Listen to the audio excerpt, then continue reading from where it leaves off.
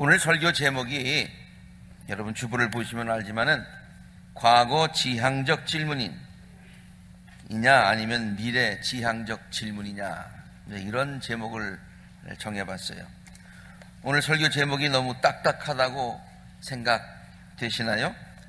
설교 제목이 무슨 논문 제목 같다고 느끼실런지는 모르겠습니다만은 한번 귀 기울여 잘 들어보시기를 바랍니다. 오늘 우리가 함께 나눌 말씀은 우리들이 어려움을 당할 때에 어떠한 신앙의 자세를 가져야 하는가를 잘 가르쳐주는 그런 말씀이기 때문입니다. 예수님께서 길을 가시다가 나면서부터 눈먼 사람을 보셨습니다. 제자들이 예수님께 묻습니다. 선생님, 이 사람이 눈먼 사람으로 태어난 것이 누구의 죄 때문입니까? 이 사람의 죄입니까? 부모의 죄입니까? 예수님께서 대답하시지요. 이 사람이나 부모의 죄 탓이 아니다. 하나님께서 하시는 일을 그에게서 드러나게 하시려는 것이다. 하나님께서 뭔가 이 사람을 통해서 당신을 드러내시려고 하는 것이다. 그렇게 대답을 해 주십니다. 제자들은 불행의 원인을 따지는 과거 지향적인 질문을 합니다. 그러나 예수님은 그 일을 통하여서 하나님께서 행하실 놀라운 일을 이제 그대로 미래에 곧 이루어질 것이라고 하는 미래지향적인 대답을 합니다. 그러니까 이 제자들의 사람들의 관심은 과거에 있는데 예수님의 보시는 것은 그거를 뛰어넘는 미래에 있다, 그런 말씀이 되겠어요. 불행의 원인을 따지는, 어려움을 당했을 때 그 원인이 어디에 있느냐를 따지는 과거 지향적인 질문은 성숙하지 못한 믿음에서 나오는 것이죠. 그렇다고 해서 여러분 오해하지 마시기를 바랍니다. 우리들이 과거 지향적인 질문을 절대로 해서는 안 된다, 그런 얘기는 아닙니다. 우리가 회개라는 것을 할 때 우리가 무엇을 잘못했는지 과거에 잘못된 것을 돌이켜보면서 그것을 회개하는 것은 매우 중요하기 때문입니다. 그러나 거기에 머물러 있어서는 안 되지요. 거기에 머물러 있다면 그것은 후회밖에 되지 않습니다. 참 회개라고 하는 것은 방향을 완전히 돌려서 새로운 삶을 시작하는 것이고 미래를 향해서 나가는 것이 참 회개이기 때문이지요. 그래서 과거 지향적인 질문에 머물러 있는 것은 초보적인 신앙이고 그리고 또 성숙하지 못한 신앙이라고 하는 거예요. 그러므로 좀 더 성숙한 그 신앙이라고 하는 것은 물론 과거를 돌이켜보면서 잘못한 것은 회개해야 되지만은 그러나 그 일을 통해서 하나님께서 어떤 일을 이루실 것인가, 그리고 나는 또 어떻게 앞으로 살아가야 될 것인가 라고 하는 것을 바라보는 미래지향적인 그런 관심과 그런 노력이 있어야 된다는 그런 말이지요.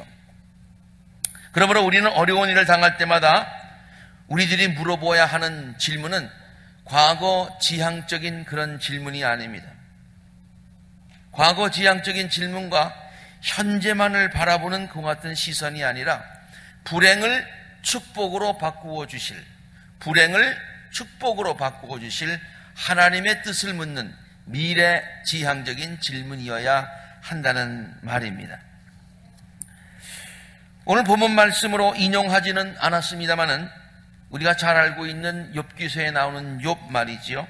그 욥이 고난을 당했을 때에 욥과 그 세 친구들의 질문이 이런 관점에서 본다면 모두 과거 지향적인 그런 질문들이었습니다. 그들은 한 번도 욥의 고난을 통해서 더 크게 욥을 축복하시고 욥의 고난을 통해서 욥을 단련시키셔서 정금처럼 나오게 하시려는 하나님의 깊고 놀라운 뜻에 대해서 전혀 질문하지 않습니다. 그들이 질문하였던 것은 욥과 세 친구들이 이렇게 욥의 세 친구들이 욥에게 계속해서 질문하는 것이 뭐냐면은 내가 알게 모르게 지은 죄가 뭐냐? 과거에 어떤 죄를 지어서 지금 이런 어려움을 당하고 있느냐라고 하는 것을 계속해서 묻습니다. 또 욥은 그 질문에 대해서 내가 과거에 잘못하지 않았었는데, 나는 이만한 고통을 당할 만큼 그런 죄를 짓지 않았는데 왜 이런 일들이 나에게 닥치느냐 하면서 하나님을 원망하는 그러한 이야기들로 욥기서가 많은 부분을 차지하고 있습니다. 그렇게 과거 지향적인 내가 이 고통이 어디에서부터 왔느냐, 무엇을 잘못했느냐, 그리고 지금 내가 당한 처지가 무엇이냐 하고 과거와 현재만을 바라다 보니까 욥이 절망하고 좌절합니다. 그래서 이런 고백까지 하고 있지요. 내가 태어나던 날이 차라리 사라져버렸더라면, 남자아이를 배웠다고 좋아하던 그 밤도 망해버렸더라면, 어머니의 태가 열리지 않아서 내가 태어나지 않았어야 하는 것인데, 그래서 이 고난을 겪지 않았어야 하는 것인데, 어찌하여 내가 모태에서 죽지 않았던가? 어찌하여 어머니 배에서 나오는 그 순간에 숨이 끊어지지 않았던가? 어찌하여 어머니가 나를 품에 안고 젖을 물렸던가? 그렇게만 하지 않았더라도 지금쯤은 내가 편히 누워서 잠들어 쉬고 있었을 텐데. 과거적인 내 시선을 돌리고 현재에만 시선을 돌리니까 하나님께서 이 일을 통해서 미래에 어떤 일을 이루실 것이냐 하는 그런 곳에 시선을 돌리지 못하니까 저렇게 절망하고 좌절할 수밖에 없었다는 얘기입니다. 잘 들어보시기 바랍니다. 과거 지향적인 질문들은 우리들로 하여금 불평하며 원망하게 합니다. 그리고 절망하게 합니다. 그러나 미래 지향적인 질문들은 우리들로 하여금 어려울 때에 소망을 갖게 합니다. 더욱더 하나님을 의지하게 합니다. 그리고 결국에 가서는 하나님의 놀라운 은혜를 경험하게 합니다. 그런데 사람들은 어려움을 당할 때마다 미래지향적인 질문을 하면서 소망을 갖기보다는 그게 더 좋은 줄은 아는데, 그래야 되는 줄은 아는데, 그렇게 하기보다는 과거 지향적인 질문을 하면서 불평하고 절망할 때가 더 많이 있는 것 같아요. 어려움이 있으면 그저 그냥 첫 번 리액션이 바로 그거다, 그런 얘기예요. 어려움의 원인이 자기에게 있다고 생각하면서 죄책감, 자책감에 빠질 때가 많습니다. 또 그 잘못의 원인을 이제 남들에게 돌리면서 그들을 원망할 때도 많이 있습니다. 그리고 어려운 환경 탓으로 돌리면서 한숨 쉴 때가 많습니다. 안타까운 이야기지만은 이것이 보통 사람들의 어려움을 당하는 보통 태도인 것 같습니다. 본성이라고까지 말할 수 있을 것 같습니다. 이것이 보통 사람의 본성이라는 말은 사람들은 어려움을 당하면 일반적으로 그렇게 반응한다, 그런 얘기지요. 그러므로 그렇게 일반적으로 반응하면서 절망하지 않으려면, 일반적으로 그렇게 반응하는데 반응하면 절망할 수밖에 없는데, 그렇게 일반적으로 반응하지 않으려면 우리들의 본성을 뛰어넘는, 우리의 보통 태도를 뛰어넘는 그 무엇인가가 있어야 한다는 말이죠. 그것이 바로 무엇이냐? 모든 것을 합력하여서 선을 이루어 주실 하나님께 대한 강한 믿음과 소망입니다. 네. 모든 것을 합력하여, 우리를 사랑하시니까 모든 것을 합력하여 선을 이루어 주실 하나님께 대한 강한 믿음, 그리고 하나님의 은혜를 기대하는 그런 소망, 이런 것을 애써 가지려고 노력하고 가져야 인간의 보통 본성을 뛰어넘고 극복할 수 있고, 그래야 실망하지 않는다, 그런 얘기예요. 그러므로 어려움을 당할 때 우리는 이런 질문을 해야 됩니다. 주님, 이 일을 통해서 우리들에게, 나에게 새롭게 보여주실 하나님의 은혜는 무엇인가요? 성경은 곳곳에서 이러한 인간의 본성을 극복하는 믿음을 갖고 소망 되시는 하나님을 바라보라고 강하게 권면하고 있습니다. 성경의 곳곳에 사람들은 이러한 어려운 일이 당하면은 과거의 일들을 후회하거나 또 누구에게 책임을 돌리거나 현실을 바라보면서 절망하거나 좌절하고 있다. 그런데 하나님은 그러한 상황 가운데서 너의 현실만을 바라보지 말고 소망의 주인 나를 바라보아라. 미래를 바라보아라. 내가 가르쳐 주신 바로 그곳을 바라보아라. 그렇게 곳곳에서 가르쳐 주고 있다는 그런 말씀이에요. 우리가 함께 두 번째 읽은 출애굽기의 말씀이 그 한 예가 됩니다. 모세는 고통 중에 신음하는 백성들을 구하라는 사명을 하나님께로부터 받지요. 하나님은 모세에게 확신을 주셨습니다.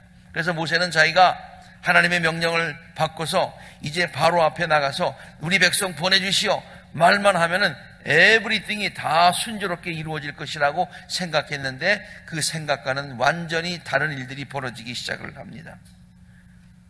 바로에게 하나님의 뜻을 전하니까 바로의 마음이 점점 더 굳어졌습니다. 한자어로 참 어려운 말로 표현한 강팍해졌다 그랬겠어요. 네. 그 마음이 강팍해져서 이제는 백성들을 더 괴롭히게 되었습니다. 백성들은 맨 처음에 모세가 나타나서 참 좋았어요. 아, 하나님이 이제 우리를 구원하시는가 보다. 그런데 진행되고 있는 상황은 점점 더 어려운 상황이 진행되고 있습니다.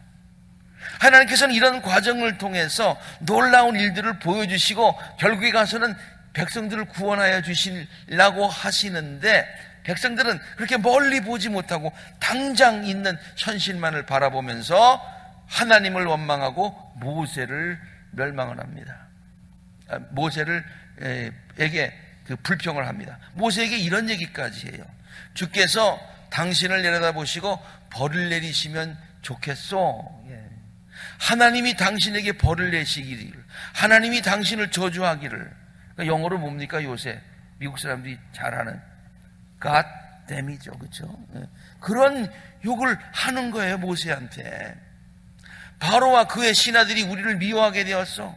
당신이 우리를 구한다고 했는데 오히려 적의 손에 칼을 쥐어 주어서 그 칼로 우리들을 지금 죽이려고 하고 있어. 이 말을 들은 모세는 너무 당황하였어. 그리고 자기가 봐도 점점 백성들이 어려움을 당하고 있으니까 하나님께 와서 호소하면서 다음과 같이 불평하며 기도합니다. 주님, 어찌하여 주님께서 이 백성을 이렇게 괴로운 가운데 두시겠습니까? 이 백성이 이렇게 괴로워하고 있는데 하나님은 지금 관심을 갖고 계시는 것입니까? Do something right now. 뭔가 좀 해주시기 바랍니다. 그런데 하나님 왜 침묵하십니까? 그렇게 하나님께 호소를 하죠. 하나님은 어려움에 이렇게 1차적으로 반응하면서 절망하고 있는 모세와 그의 백성들에게 다음과 같이 말씀하십니다. 이제 너는 내가 바로에게 하는 일을 보게 될 것이다. 이제 내가 무언가 할 것이다. 바로에게 하는 일들, 바로에게 하는 뭡니까? 구체적으로 10가지 재앙이죠. 그 10가지 재앙을 내리게 될 텐데 바로에게는 큰 재앙이 되겠지만은 그것을 보는 이스라엘 백성은 뭘 느낄까요? 와, 하나님이 살아계시구나. 하나님이 우리를 이렇게 사랑하시는구나. 하나님이 우리를 향한 계획이 이렇게 놀라우시는구나. 그걸 깨닫게 되게 될 것이다. 그래서 바로가 결국에 가서는 너희들을 놓아주게 될 것이다. 내가 무엇인가 놀라운 일을, 놀라운 기적을 너희 중에 행할 것이다. 여러분, 우리가 10개라는 영화를 봤을 때 뭐가 제일 기억이 나나요? 10가지 재앙 참 멋있죠. 아주 장면들이 너무 신기하죠. 신나지요. 네. 홍해가 갈라지는 장면 신나지요. 네. 그 모든 것들이 하나님께서 그렇게 상황을 만드셔서 당장은 어려운 것 같지만은 그 상황 가운데서 하나님께서 그렇게 놀라운 일들을 행하시기 위해서 백성들을 잠시 어려운 가운데 사망의 음침한 골짜기로 지나가게 하시더라. 그런 얘기예요. 또 한 가지 성경에 나오는 예를 들어볼까요? 예수님은 나사로와 그의 누이 마리아를 굉장히 사랑하셨습니다. 그런데 이제 나사로가 죽게 되었다는 소식을 들었습니다. 그러자 예수님은 그 나사로의 죽음에 대해서 즉각적으로 반응을 하시지 않습니다. 주위에 있는 사람들이 볼 때에 예수님이 나사로를 굉장히 사랑하시는 줄 알았는데 저렇게 즉각적인 반응을 보이시지 않으시고 오히려 늑장을 부리시는 이유가 뭘까? 이러한 생각을 가지고 질문하는 제자들에게 예수님은 다음과 같이 대답을 하십니다. 제자들은 그러니까 지금 당장 있는 그 상황만 보고서 판단을 하는 거예요. 예수님이 나사로를 진짜 사랑하시는 거야, 안 하시는 거야? 이렇게. 그러나 예수님의 관심은 지금 나사로가 당하고 있는 당장 그 상황이 아니라 앞으로 나사로를 통해서 이루실 장래에 일어날 일들을 말씀하고 계세요. 그것은 오히려 하나님의 영광을 드러낼 병이다. 이 일로 말미암아 하나님의 아들이 영광을 받게 될 것이다. 실제로 나사로가 죽었고요, 예수님께서는 그곳에 가셨습니다. 그런데 그곳에 가자 사람들은 또 이렇게 질문을 합니다. 예수님께 원망 어린 질문들을 하죠. 예수님, 왜 이렇게 늦게 오셨을까? 눈이 먼 사람의 눈을 뜨게 하신 분이 이 사람을 죽지 않게는 할 수 없었단 말인가? 모두가 과거 지향적인 질문을 합니다. 그런데 예수님께서는 그를 통해서 말씀하신 것처럼 놀라운 일들을 이루시고 그 일을 통해서 많은 사람들이 예수님을 믿게 되었다고 복음서는 다음과 같이 증거하고 있습니다. 마리아에게 왔다가 예수께서 하신 일을 본 유대 사람들 가운데 많은 사람이 예수를 믿었다, 그런 얘기예요. 그러니까 나사로의 죽음은 나중에 이 나사로 가정, 개인과 가정의 복이 되었을 뿐만 아니라 그 일을 통해서 많은 사람들이 예수님을 믿게 되고 하나님께 영광을 돌리는 놀라운 일들이 펼쳐지게 되는 건데, 사람들은 바로 곧 나사로가 아팠다, 죽었다, 고난당한다, 이것만 보면서 모든 일들을 판단하고 절망하고 원망하고 이렇게 하더라, 그런 얘기예요.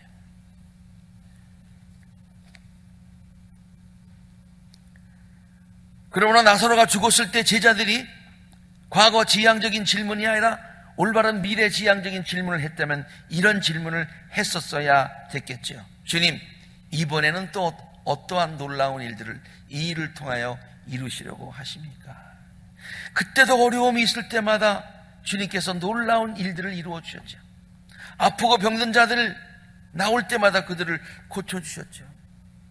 우리가 들에서 먹을 것이 없어서 굉장히 당황하고 있을 때에 이 상황을 오병이의 역사를 통해서 극적으로 바꿔주셨죠. 네. 어려움이 있을 때마다 놀라운 상황으로 바꿔주셨는데, 하나님, 주님, 이번에는 이 일을 통해서 또 어떤 일을 이루시려고 하십니까? 우리들은 성경에 나오는 이 모든 이야기들을 통해서 한 가지 공통적인 점을 발견할 수가 있습니다. 그것은 바로 어려움에 처한 사람들이 하나님께 잘못된 질문을 한다고 하는 거예요.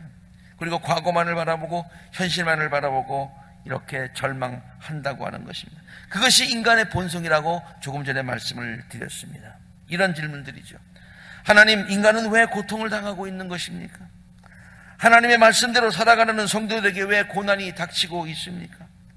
하나님은 왜 성도들의 아픔과 고통을 즉각 돌아보지 않습니까? 나사로가 죽었을 때에 왜 즉각 반응하지 않으십니까? 아팠을 때 즉각 고쳐주지 않으십니까? 라고 물었듯이 우리는 왜 하나님 즉각 우리를 돌보시지 않습니까? 그렇게 원망하며 절망할 때가 있다는 얘기입니다. 참 우리 인간들이 이런 것들을 볼 때 얼마나 근시안적인가를 깨달을 수가 있습니다. 멀리 보지 못해요. 멀리 보지 못하고 가까운 곳만 보는 거예요. 그리고 자꾸만 뒤만 돌아보는 거예요. 광야를 지나고 나면 하나님께서 예비하여 주신 적과 꿀이 흐르는 가나안 땅이 있음을 바라보지 못할 때가 많이 있지요. 이스라엘 백성들처럼 광야를 지나가게 하시는 하나님의 크고 귀한 섭리를 깨닫지 못할 때가 많이 있습니다. 지금 짧은 시간에 다 이 얘기를 할 수가 없습니다만 하나님께서 이스라엘 백성을 40년 동안 광야 생활하게 하신 놀라운 뜻이 거기에 숨어 있는 거예요. 숨어 있는 거예요. 근데 백성들은 그것을 견디지 못하고 얼마나 많은 불평을 했습니까? 우리가 광야 생활을 할 때도, 광야와 같은 삶을 살아갈 때도 우리들이 백성처럼 그저 멀리 보지 못하고 하나님의 놀라운 섭리를 깨닫지 못하고 지금 당하는 어려움 때문에 절망하고 원망하고 불평할 때가 얼마나 많이 있다는 얘기예요. 백성들이 이렇게 불평했죠. 왜 우리를 이 광야까지 인도해서 죽이려고 하십니까? 하나님은 지금 우리들의 고통을 돌아보고 계시고 있는 겁니까? 차라리 애굽으로 되돌아가는 것이 낫지 않겠습니까? 우리는 이 비슷한 질문들을 합니다. 차라리 하나님을 몰랐을 때가 더 좋지 않았을까요? 이런 질문들 말이죠. 얼마나 어려우면 그런 질문들을 했을까 하는 그런 이해가 가기도 하지만은, 그러나 성도들은 다음과 같은 사실을 분명히 알아야 되는 것입니다. 어려움 겪을 수 있습니다. 그러나 분명한 것이 있습니다. 그것은 뭐냐면은 하나님은 당신의 사랑하는 자녀들을 절대로 버리시지 않는다는 사실입니다. 하나님은 우리들에게서 눈을 띄지 않으신다는 사실입니다. 사랑과 자비가 풍성하신 하나님은 우리 한 사람 한 사람을 향하여 귀한 계획을 갖고 계시다는 거예요. 우리는 깨닫지 못하지만 하나님의 계획은 멀고 높고 깊은 그런 계획들을 가지고 계시다는 거예요. 우리 옛날에 어렸을 적에 이런 노래를 많이 보고 불렀어요. Deep and wide, deep and wide. 하나님의 뜻이, 하나님의 사랑이 깊고도 넓도다 라고 하는 그런 찬양을 우리가 많이 불렀어요. 우리가 이해하지 못하고 가늠하지 못하는 하나님의 놀라운 섭리를 헤아리실 수 있는 지혜가 우리에게 있게 되기를 간절히 바랍니다. 이사야서는 55장 8절 9절에 이런 얘기를 하고 있어요. 나의 생각은 너의 생각과 다르다. 너의 길은 나의 길과 달라. 주님께서 하신 말씀이다. 하늘이 땅보다 높듯이 우리는 땅에서만 바라보는데 저 하늘에서 멀리 바라보시는 하나님의 섭리. 나의 길은 너의 길보다 높으며 나의 생각은 너의 생각보다 훨씬 높고 깊다, 그런 얘기예요. 그러므로 우리들의 짧은 생각만 가지고 지금 있는 그것만 가지고 우리들이 불평하고 원망하고 절망해서는 안 된다는 게, 하나님이 우리를 향하여 가지고 계신 넓은 뜻, 깊은 뜻, 그 뜻을 헤아리는 미래지향적인 질문들을 하실 수 있는 성숙한 성도들이 되었으면 참 좋겠습니다. 살다 보면 어려움을 당할 때가 있습니다. 신앙으로 살려고 애를 썼는데도 일이 뜻대로 되지 않는 경우가 있습니다. 그래서 실망하고 좌절할 때가 있지요. 그러나 성도들은 그러한 상황 가운데서도 우리들을 향하신 하나님의 선하신 뜻이 있음을 믿고서 현실만을 바라보는 것이 아니라 미래를 바라보는 믿음의 다음과 같은 질문과 기도를 해야 될 줄로 믿습니다. 하나님, 하나님의 때가 언제입니까? 하나님의 때를 기다리겠습니다. 하나님, 이번에도 이 일을 통하여 또 나에게 어떤 기이한 일을 보여주시렵니까? 하나님, 내가 어떻게 하면 이 일을 통하여서 하나님께 더욱더 큰 영광을 돌릴 수 있겠습니까? 하나님, 나에게 어떤 상황에서도 하나님께 대한 신뢰를 잃지 않는 성숙한 믿음을 나에게 허락하여 주시옵소서. 이것이 성숙한 성도들의 신앙이다. 이것이 어려움을 당할 때 우리 성도들이 가져야 되는 마땅한 신앙인의 태도다. 우리가 이런 기도를 드릴 수 있는 분명하고 확실한 이유가 있어요. 그것은 하나님께서 우리들을 향한 뜻은, 지금 우리가 어려움을 당하고 있지만은 이 어려움은 하나님이 우리에게 주시는 재앙이 아니라 결국에 가서는 우리들을 놀라운 은혜의 길로 인도하시는 방법이다, 통로다, 그런 얘기예요. 예레미야서 29장 11절에 있는 말씀, 너희를 두고 계획한 일, 그것은 오직 나만 알고 있다. 너희들을 향한 나의 뜻, 나의 높은 그 계획, 그 큰 계획은 너희들이 알았으면 좋겠는데 때때로 알지 못할 때가 많구나 하나님의 안타까운 마음 가운데 하시는 말씀이에요. 내가 너희를 두고 계획하고 있는 일은 재앙이 절대로 아니다. 너희들이 지금 느끼는 것이 재앙이라고 느끼고 어려움이라고 느끼고 죄에 대한 심판이라고 느낄 수 있을지 모르지만 절대 그거 아니다. 내가 너희를 향한 생각은 재앙이 아니라 번영이다. 너희에게 미래에 대한 희망을 주려는 것이다. 이것이 우리들을 향한 하나님의 진정한 마음인 줄로 믿습니다. 우리 성도들이 그러한 하나님의 우리를 향한 마음을 깨닫고요, 그리고 하나님을 신뢰하고 하나님께서는 그런 계획을 갖고 계신데 우리가 그 계획을 깨닫지 못하고 절망한다면 하나님이 얼마나 실망하시겠습니까? 우리가 이러한 귀한 믿음을 가지고 우리가 주님의 손을 붙들고 하나님의 인도하심을 받는 복된 성도님이 되시기를 간절히 바랍니다. 저는 이 시편 23편이 있는 말씀이 이런 관점에서 굉장히 중요하다고 보는데요. 다윗이 이렇게 고백하고 있죠. 내가 사망의 음침한 골짜기를 다닐 때가 있습니다. 지금 나는 사망의 음침한 골짜기를 다니고 있습니다. 그래서 내가 두렵습니다. 그래서 내가 어렵습니다. 그러나 나는 하나님을 믿습니다.